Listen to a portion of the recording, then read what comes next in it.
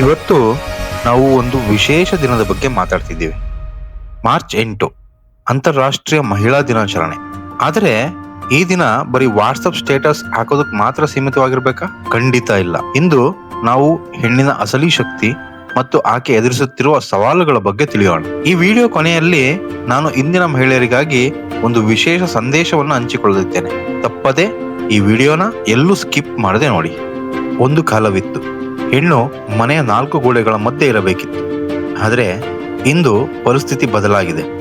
ವಿಜ್ಞಾನದಿಂದ ಹಿಡಿದು ಬಾಹ್ಯಾಕಾಶದವರೆಗೆ ಮಹಿಳೆ ತನ್ನ ಎಲ್ಲಾ ಹೆಜ್ಜೆ ಗುರುತುಗಳನ್ನು ಮೂಡಿಸಿದ್ದಾಳೆ. ಆದರೂ ಸಮಾನತೆ ಎಂಬ ಕೊರಗು ಇಂದಿಗೂ ದೊಡ್ಡ ಪ್ರಶ್ನೆಯಾಗಿದೆ.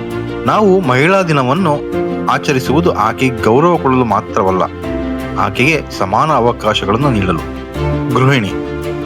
ಒಂದು ಸಂಸಾರವನ್ನು ಕಟ್ಟುವ ತಾಯಿ ಅಥವಾ ಗೃಹಿಣಿ ಮಾಡುವ ಕೆಲಸಕ್ಕೆ ಸಂಬಳವಿಲ್ಲ, ರಜೆಯೂ ಇಲ್ಲ. ಅವಳೇ ಆ ಮನೆಯ ಅಡಿಪಾಯ. ಉದ್ಯೋಗಸ್ಥ ಮಹಿಳೆ.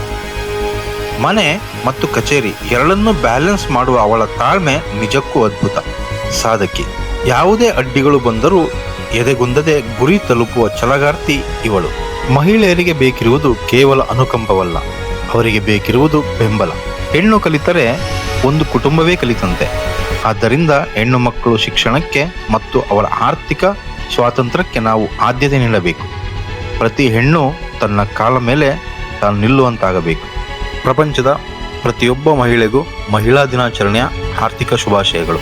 ಜೊತೆಗೆ ನನ್ನ ಎಲ್ಲ ಸೋಲು ಗೆಲುವುಗಳಲ್ಲಿ, ನನ್ನ ಎಲ್ಲ ಏಳು ಬೀಳುಗಳಲ್ಲಿ ನನ್ನ ಜೊತೆ ನಿಂತಿರ್ತಕ್ಕಂಥ ನನ್ನ ಮುದ್ದಾದ ಮಡದಿ ಸಂಚಿತ, ನಿಮಗೂ ಕೂಡ ಮಹಿಳಾ ದಿನಾಚರಣೆಯ ಶುಭಾಶಯಗಳು. ಹಾಗೆಯೇ ನನ್ನ ಮುದ್ದಾದ 2 ಹೆಣ್ಮಕ್ಳಿಗೆ ನಿಶಿತಾ ಮತ್ತು ಮೇಧಸ್ವಿ, ನಿಮಗೂ ಕೂಡ ಮಹಿಳಾ ದಿನಾಚರಣೆಯ ಶುಭಾಶಯಗಳನ್ನು ಹೇಳ್ತಾ, ಸೋಲೊಪ್ಪದ ಛಲ ಇರಲಿ, ಕನಸು ಕಾಣುವ ಧೈರ್ಯ ಇರಲಿ.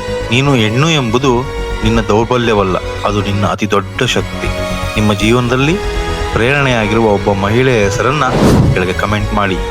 ಈ ವಿಡಿಯೋ ಇಷ್ಟ ಆದರೆ ಲೈಕ್ ಮಾಡಿ ಮತ್ತು ನಿಮ್ಮ ಸ್ನೇಹಿತರಿಗೆ ಶೇರ್ ಮಾಡಿ. ಎಲ್ಲ ಅದ್ಭುತ ಮಹಿಳೆಯರಿಗೂ ಮಹಿಳಾ ದಿನಾಚರಣೆಯ ಶುಭಾಶಯಗಳು. ಸಿಗೋಣ.